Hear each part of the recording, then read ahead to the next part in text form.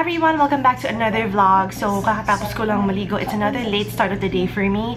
Actually, the past few days have been really, parang ano lang, out of it talaga ako. Wala pa ako sa mood mag-vlog and all of that. But today, I'm vlogging for you guys. I actually was supposed to visit the doctor today. Kasi if you remember, if you follow me on Twitter, I tweeted that I had to rush myself to the ER again. Kasi 2 nights ago, if you remember my vlog, pumunta kami sa Dolce Latte. Kumain kami ng yung mga Frankfurts, yung malalaking hot dogs. And then even yung mga ham na parang cold something. Cold, ang mga tao doon, parang pang mga deli na ham.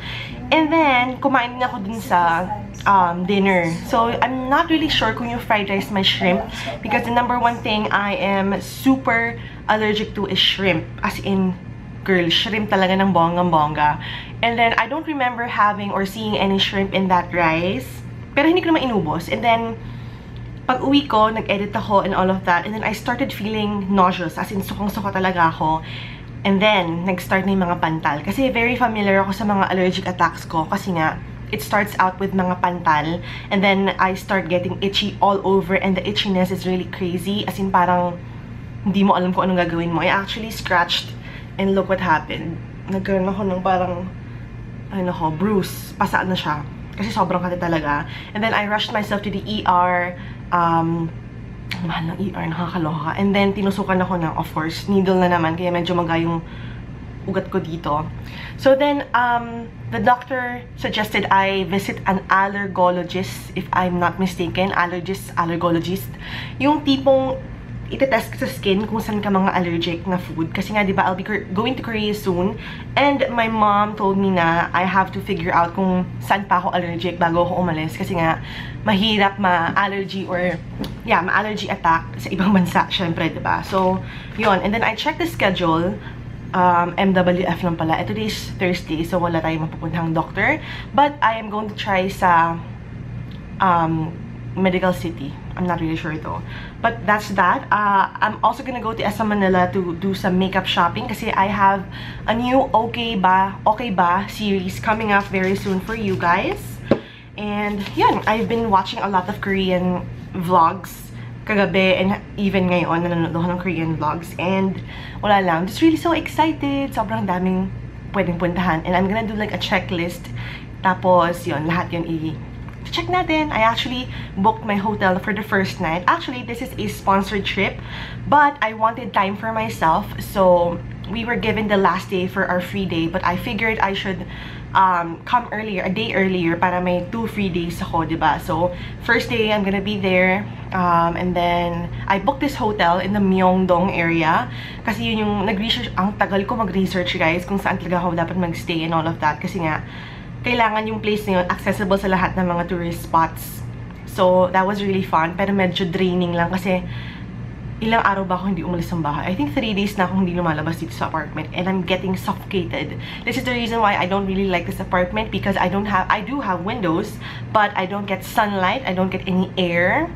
So, if you stay here for a long time, as hindi ka lalabas, mababaliw ka, girl. Kaya, oh my gosh, so I cannot really wait to transfer to my apartment next month.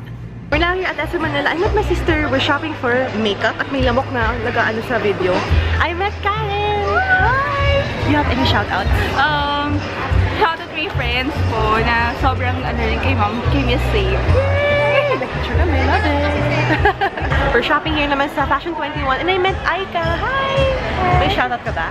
Wala, nahihiya ako. Ano school na girl? Lyceum. Ooh, Lyceum. Nice meeting you! Meron siyang sinuggest sa akin na na lipstick.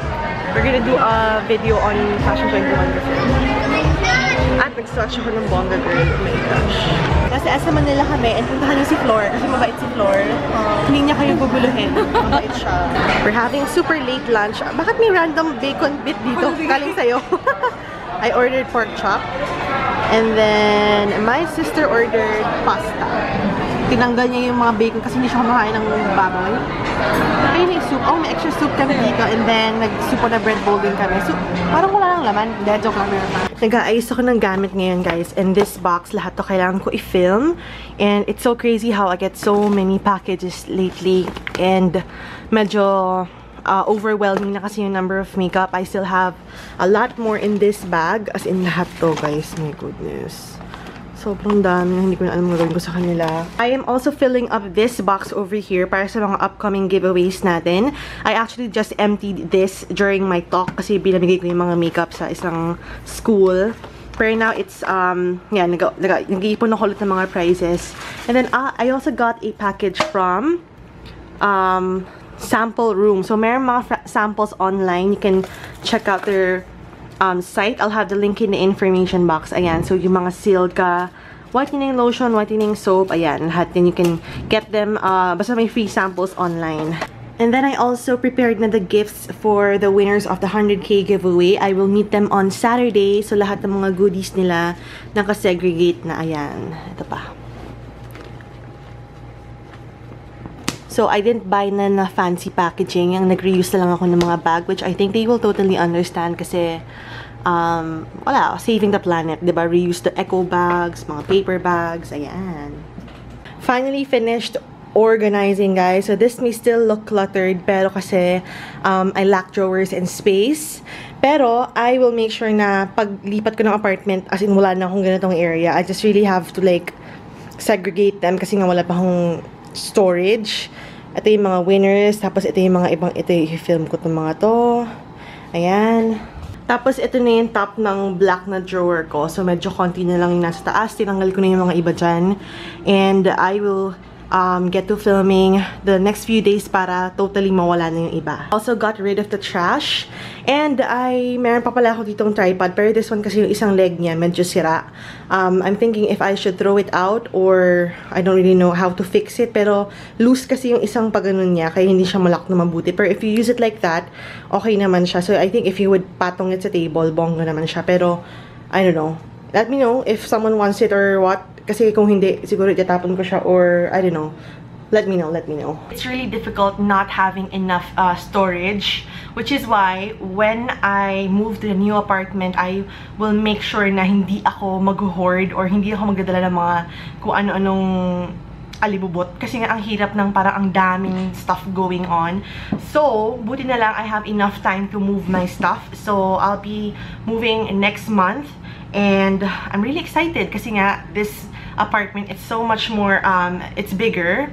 And ang daming dadating na mga furniture. Kaya sabi ko, I mean, hindi naman madami, pero the stuff I need, the furniture I need will be coming in. And I'm just really excited about that. And I wanted to announce pala, guys, na since I'll be moving, I have to get rid of a lot of stuff. And that means extra clothes, extra stuff, extra makeup, extra skincare. Lahat yun, kailangan ko ipamigay. And by extra, I mean pre-loved and the others are original or brand new. So I will be holding a sale, a makeup sale or a pre-loved sale, whatever, like before. And yung before, lahat talaga pinakyaw, as in walang natira sa akin.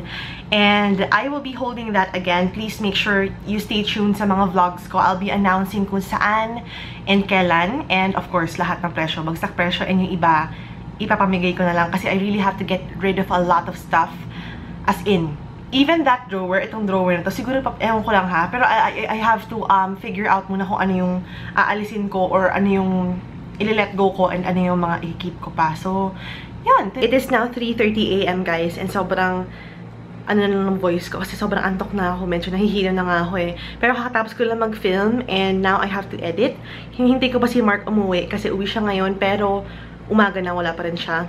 Since production na siya ngayon, wala na talagang pinipiling oras since shooting matagal yan. So, yun, hinintay ko na rin siya. And then, I don't really think I can go to the event tomorrow. I'm not really sure kasi nga, diba, ano oras na? Kailangan ko mag-edit and kailangan ko matulog and all of that. So, yeah, that's the vlog for today. I hope you enjoyed watching. This is the look pala na ginawa ko kanina.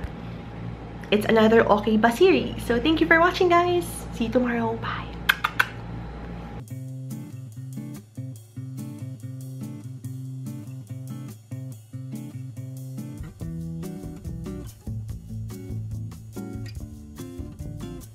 Now, after that, I am going to move to my sleek palette. And this is the iDivine Vintage Romance palette. I am going